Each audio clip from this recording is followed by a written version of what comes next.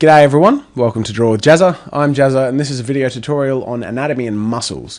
Now I will say as a disclaimer that I am not an expert.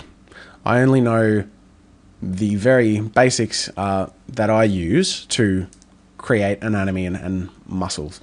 So I'll be sharing those and what I'm going to be doing is dividing this topic into 3 different videos.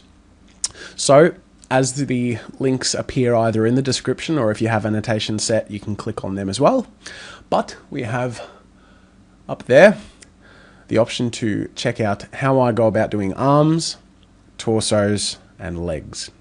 So whenever you're ready, if you're interested, feel free to go click on them. This video has to end sometime soon. And I won't drag it on by doing one of those jokes where I sit here and hurry up and click it. Because in reality, I'm sitting at a computer chair staring at a webcam, talking into a microphone, all by myself, completely lonely.